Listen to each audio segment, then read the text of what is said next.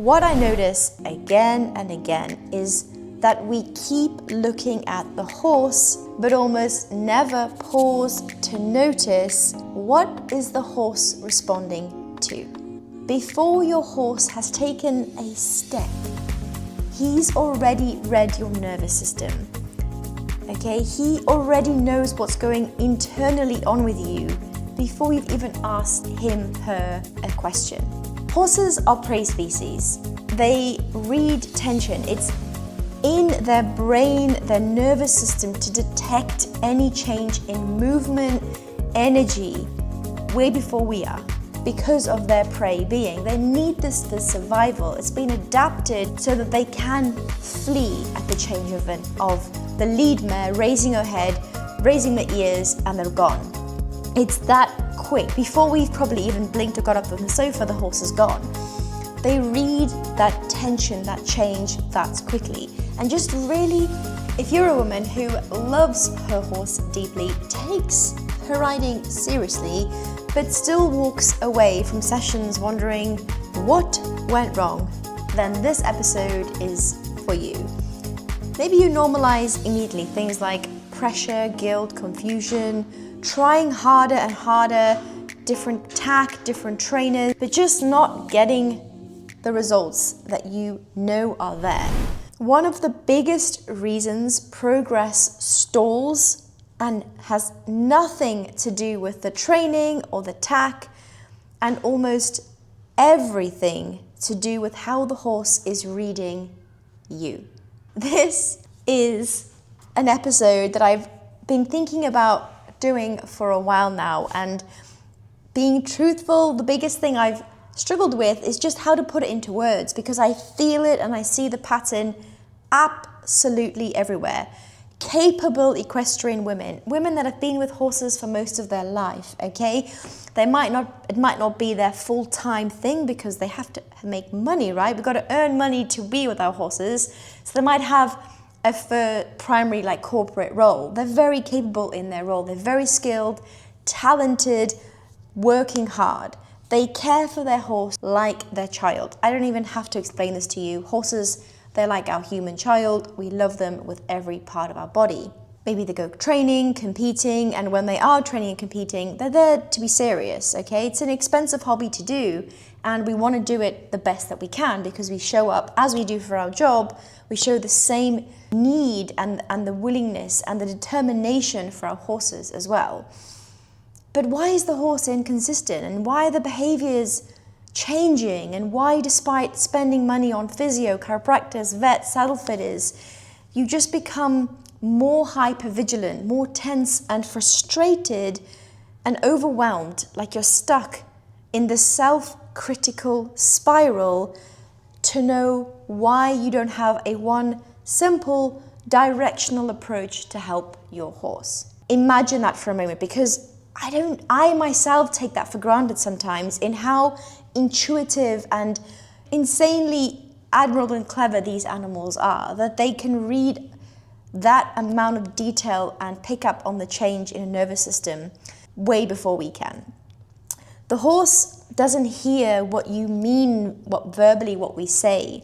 He feels what you are. Think about that again. They don't care about what you're saying to them. And a lot of us, I did this, talk a lot to the horse. And I'm thinking, who am I talking to? Because he doesn't understand English, but he's not reading what I might care. He's reading who I am in my heart of hearts. And you are a good person. If you own a horse and you're anything like myself, we love them with every inch of our body. My heart warms when I think about horses. However, with the crazy life we live, the stress, the distraction, the noise, the pressure, the guilt, it can pile up on ourselves, especially when we don't know how to remove it when it comes to working with our horses. It might be that you work in a corporate pressure. You have very high standards, but you're holding everything together all day. Family life, balancing kids, partners, maybe you have a high role at work and you're having to manage a group of people every single day. Stepping into the saddle without resetting your nervous system, I'm not blaming you. I've seen the patterns, and if you are, as I described at the start of this episode, working your butt off and you still aren't getting the results that you want with your horse, then this episode is for you. And it could just be that missing piece that you're looking for when it comes to this mysterious lameness that goes about. Side note, there is no mysterious lameness. There is always a reason. There is always a reason for a horse's behavior, and it's our job to figure out what it is. So we frame behaviors like spooking, resistance, tension, inconsistency, like whatever it is. Maybe you use the words of naughty, I've used these in the past, stubborn, needs fixing, needs sorting out. But just as information and the need to communicate, and as I've just said about how these animals, horses, actually read us, our nervous system, the most powerful behavior is your horse asking, are you present with me today, right now? When I was writing this out, this hit me hard because I learned the hard way. I learned that ignoring my body, pushing myself harder, traveling around the UK, treating horses, and I burnt my body out to the point where I couldn't do my job anymore. I started to fall out of love with the job, and it broke my heart because I love horses so much. And I realized it was because I wasn't looking after me, and the horses were reading me. Hard to hear, right? I know it hit me really hard, and honestly took me a few years to kind of break through from it, because the story I was telling myself was like, I'm trying my best. I've already got so much going on, I feel guilty, but actually the shift is quite easy. When you are aware of it and you can recognize that shift, you can quickly rewire it and you can tell yourself a different story. A new tack, a new trainer, as the last step in helping reset a horse and a rider. This actually saves riders so much time, so much money and energy, because the new saddle, the new bit, the new trainer, the new fancy gadget, the new program is all great and obviously important, but only after one thing: your state. How is your state? What state are you in when you're with your horse? Are you totally present? Are you aware? Are you truly listening? Strategy without awareness, it just creates more noise. Okay, I've also done this, and I catch myself out even to this day with over-consuming information, because people are so good at writing hooks. They're so good at writing down things that can grab our attention. It's the same in the horse industry, but is it really beneficial, and are we taking it in? And are we applying it? Are we applying that strategy? And truth be told, most of us don't, because we've got so much going on already. I've created a 60-second pre-ride check-in that you can use today. Grab a pen and a piece of paper. Before you even touch your horse, ask yourself these questions. Write them down. How fast am I moving? How is my breath? What am I bringing to my day, to my horse today? In your body. Close your eyes for this. When I close my eyes, I can be more in my body.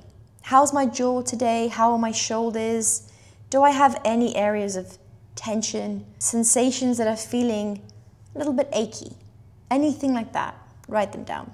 Number 3, observe your horse without asking anything. I'll say it again. Observe your horse without asking anything. How's their posture?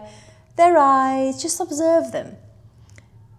What are they doing with their body? Are they standing equally on all 4 legs? Are they resting a hind leg? Can you see them breathing? And obviously they're breathing, they're alive, but can you see the expansion of the rib cage, the diaphragm, and exhaling and inhaling out? If you learn to listen, you'll save yourself hours of frustration in the saddle. And it's so counterintuitive to us because we just want to go, right? If you're like me, you're high-performing women, you're very high-achieving, you have high standards, you want to get stuff done, right? This is only a 60-second guide that I've given you. You cannot tell me that you don't have 60 seconds in your life, in your day, before you do anything with your horse to apply this strategy. It works. It works because it brings you present and it brings you into the moment. And especially with question number 2, as a rider, it brings you into your body. And with a horse, because we have not got any verbal communication of a like for like understanding, by that I mean 2 people speak English, understand each other, okay? Sometimes. With a horse, you have a non-verbal communication. What you have is your body, your state, your nervous system. The horse has the body, the state, the nervous system. You're meeting together halfway with a non-verbal communication. So learn how to read your body and your state, and the entire conversation with your horse will be so much easier. You'll figure out why they are showing their behaviors they're showing, because you're more present, okay? Bonus tip, this wasn't even anything that I had written down. Start to track the behavior. Start to see patterns in their behavior, in your body. It's amazing how much of it is mirrored. Their body language, we mirror, and they mirror us. I'm sure you've seen this. Maybe you've had a stressful journey there, the traffic was rubbish, you're running late, you're late to your lesson, it's then started raining, maybe you've come on your period. Let's just throw another stress of life into it. You're bringing that stress to your horse, and if you noticed that you go into the stable and they just turn away from you, they're like, oh, hell no. Why do they do that? Because they're picking up on in your state, on your energy. I've actually tried this out as an experiment where every morning, okay, every single morning, no matter what time I have to be at an appointment, there's one thing I will not do. Mobility. Rider mobility. Why do I do this? It gets me into my body first thing in the morning, and it makes me aware of where I'm a little bit stiff today, where I'm compromising, and I can do an exercise to help my body. This has saved me so many times working with horses, because it means that I'm set up for the day in my body and I can reset myself with that 60-second reset tool I gave you today in the car before I work with a horse. It resets my mind, resets my body, and I can show up more grounded and present. I've then tried the opposite, where I'm like, do you know what? I haven't got time for this mobility. I'm going to grab a coffee, straight on my phone, checking social media, and I'm just going to go out. I'm just late. I've tried that, and guess what happens? I've had a really rubbish day with the horses.